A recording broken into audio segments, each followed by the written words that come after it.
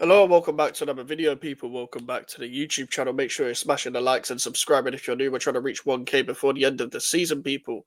And yeah, this is a bit of a mad one, but am I surprised? Yes and no. Kevin De Bruyne is leaving Manchester City after 10 years. 10 years. I'm pretty sure it's been 10 years. I think he joined in the 15-16 season. And what a legacy he's left. What a legacy he's left now. Yes, this isn't the real definition of leaving on a high because he has looked completely washed this season, but he still made an impact. It wasn't that long ago where he was making an impact last season. Um, the season after the treble season. Yes, it wasn't the same Kevin De Bruyne. However, at the end of the day, there's a lot more legends that have left their club and have gone on for too long and have looked like a complete bum for a few seasons before they've eventually hung up the boots. And this guy's been playing with an injury for a year and a half, 2 years, which is always a risk, which I get is your best player and stuff. But when you're like this old in or this part of your footballing career, it takes longer to recover. So that's not really a big help, is it? Um, so with that happening and all of that going on, it's kind of been hard for him to, be back to his best and stuff like that as well. And his contract was running out. I didn't really see him signing a new contract, but he also did put out a statement. Fabrizio tweeted out a statement. This is pretty much his letter to all Manchester City fans. Or skim through it. Seeing this, you probably realise where it's heading, so I'll get straight to it. Be my final months as a Man City player. Not easy to write, but as football players, we all know this day eventually comes. That day is here, and you deserve to hear it from me first. Football led me to all of you and to this city, chasing my dream, not knowing this period would change my life, this city, this club.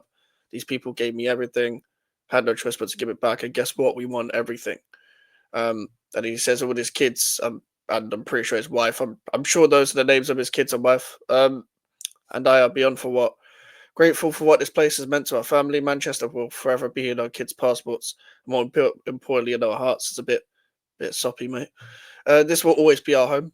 We cannot thank the city, club, staff, teammates, friends, and family enough for the 10-year ride. Yeah, it has been 10 years. That's mad.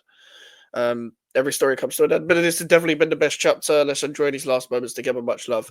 Kind of a shame that, from a Man City perspective, maybe this is one of their worst off seasons, and they couldn't give him, the big send off by winning the Premier League or whatever, because that's what like Trent's going to get at Liverpool and stuff, and maybe Salah, even though he probably will sign a new deal, and maybe Van Dijk, but. At the same time, they've done so much that it kind of all of that stuff kind of doesn't matter. Now, obviously, I'm seeing Verts actually trending on Twitter, like right next to Kevin De Bruyne. So I'm assuming Man City are going to be linked with him, but um, I don't know. He's also linked. He's been linked with Real Madrid in the past as well. It's going to be interesting to see how they replace him because it can't be Phil Foden in the 10 as a replacement. I'm sorry, but Phil Foden's a very good player, but he's just not like that type of player that can replace what Kevin De Bruyne does. You need a passer that can. Well, you need a crosser. You need a crosser off the ball from midfield, and you need someone that's gonna pop up in the big moments. So is Florian Wirtz that guy? I feel like it's gonna be very hard to replace someone like a Kevin De Bruyne. But I feel like what you're gonna have to do in this situation is you're gonna have to get someone that can give some of the qualities in the 8 and some of the qualities in the 10, where you're gonna have to sign two different type of midfielders to replace one guy. It's a bit like how with Trent leaving Liverpool, for example, you're going to have to get a right back that can defend and a proper midfielder that can pass. So there you go. Even though Trent can't defend anyway, but there's no point having a right back that can't defend if he can't give you the same passing that Trent can for Liverpool. That's kind of my point.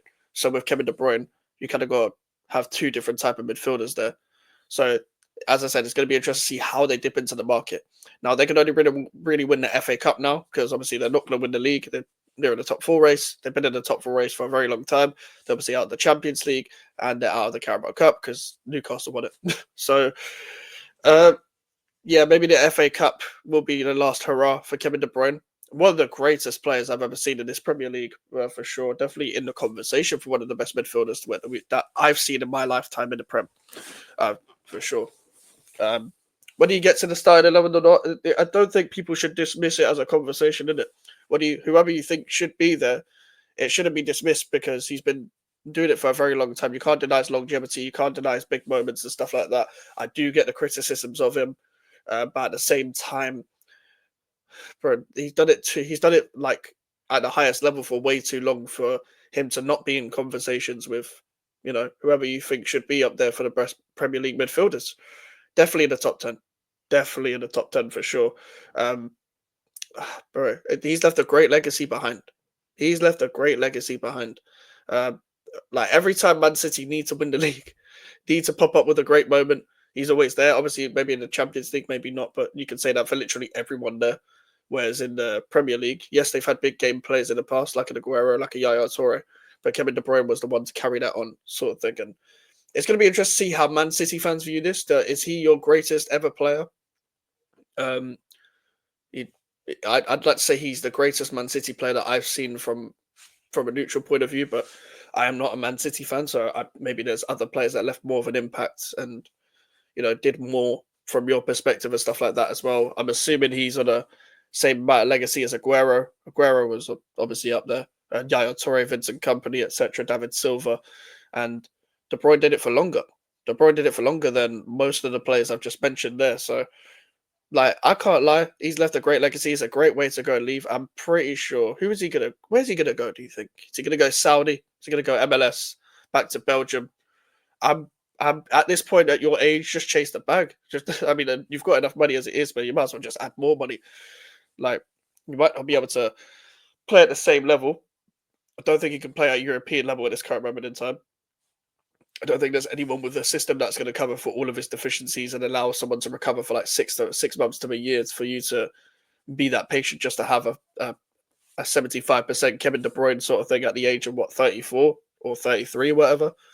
Um, so yeah, maybe a couple years in Saudi, then just go and retire. I feel like that's the best solution.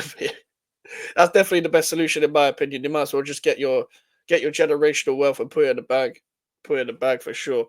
Yeah, it's going to be very interesting to see how Man City bounce back because obviously with this season, we all know that they're going to start to do their major rebuild. They already started it in January with Kusanov, Vitor Reis, Marmoush, etc., and Nico Gonzalez.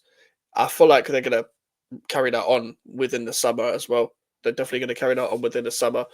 Um, but now it's one of the positions are going to be focused as a number 10 because obviously people like Grealish are going to leave as well. I assume anyway. I don't know who's going to get him, but I'm assuming he's going to want to leave. I feel like a lot of players are going to want to leave because like the legacy they're leaving behind. They're like, I've already won everything here. Most of these players are from the treble season. Like they've pretty much got a similar squad from that season, so they need to refresh their defense, refresh their midfield, and refresh their attack. Please buy some wingers, Manchester City, for the love of God. Buy some wingers that can take on their defenders and just put crosses in the box, please. Just for my own eyes. Just for my own eyes. And obviously, with Liverpool wanting to go back to back, Arsenal with a new director of football, it's going to be interesting to see who's going to take that Premier League next year. Make sure to leave a like on the video, people. We're going to have the Bournemouth preview pretty much straight after. We're live on Lewis's channel at 6.